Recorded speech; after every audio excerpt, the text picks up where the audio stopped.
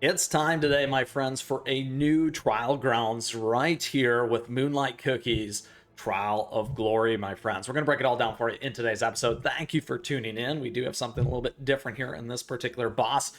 This season's boss is this one right here, Giant Anxious Alarm Clock. Now, if you got questions or comments along the way, let me know because I love to hear from you as always, and I appreciate your support. So let's get into it here because you are here for the Trial of Glory. Currently, we're right around the top 5%. I'm going to break down a couple of the ideas, iterations, and teams that I pulled together for you to be successful here. And we've put out some pretty good damage so far, right around 500,000. We're going to talk about some of those key pieces here as we dive into Trial of Glory here now. Now, a couple things here when it comes to this particular boss.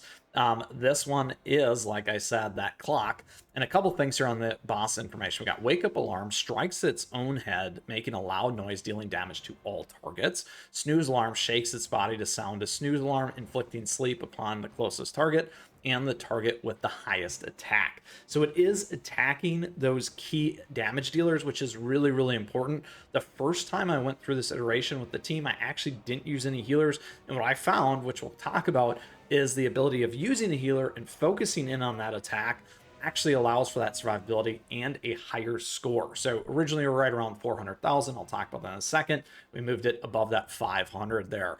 Now, a couple things here that you're going to find. Your hero cookie with the lovely Moonlight is really focused on that attack, the increase of attack percent there. And then we got damage resist going up as well. Just boosting Moonlight is going to make a big difference. We got the special conditions as always, skill level 70, cookie level 70, rally effect. Now, we do have that beckoning dreams. Whenever certain enemies use specific skills or get hit, your cookies will gain the weary status. Once weary is fully stacked, the cookie will fall asleep. When the sleep status wears off or is dispelled, the cookie will take damage proportional to their max HP. Again, one of the reasons why we have the healing.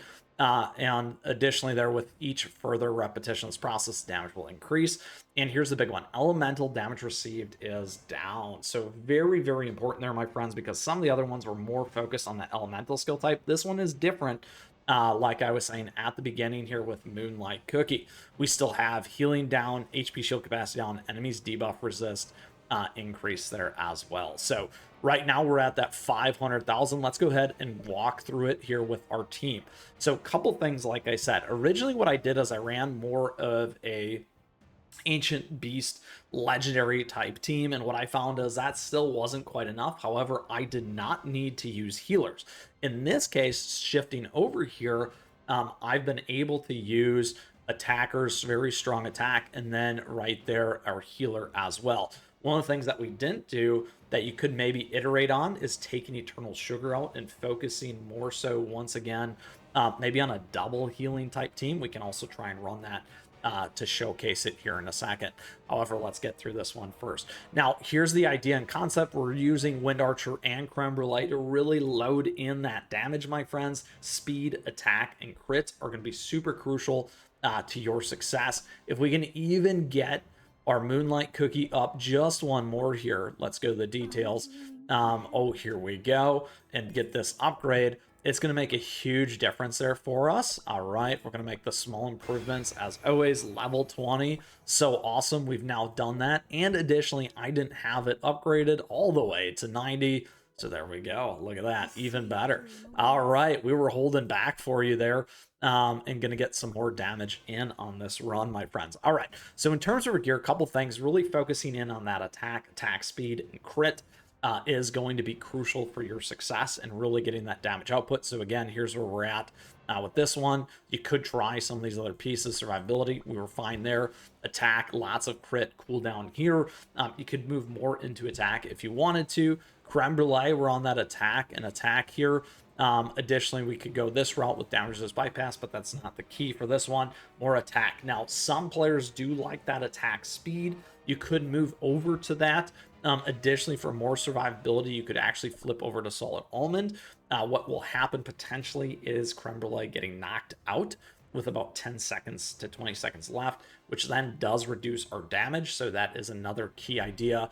An iteration that you could try a little bit differently instead of getting that burst, trying to get more damage over time. Wind Archer here, we're on that attack and attack speed, as you can see. And then here we're on cooldown, lots of cooldown.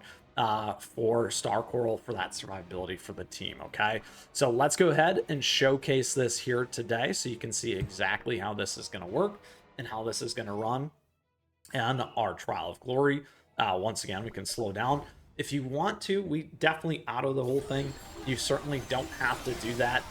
You can pay attention here to try and time some things maybe a little bit better for that survivability. What you're going to find here is we're going to get those big attacks. Once our buddy here, Creme Brulee, gets knocked out and goes to sleep, we're going to start to see that Beckoning of Dreams right there deal a lot of damage. So here we're starting to encroach into that close spot that I was talking about with that 20 seconds-ish left. We got 3 stacks. There's another one there, and Creme Brulee gets knocked out with that 10 seconds left, okay? So there we go. Let's get that damage in. Did we get enough? Not quite. However, this is the exact team that was able to make it work for us and something that you can lean into as well with your team.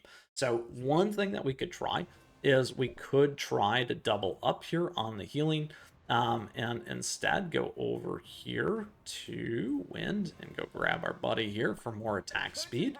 There we go. All right, and we can make another run here so that you can see exactly how this is going to go.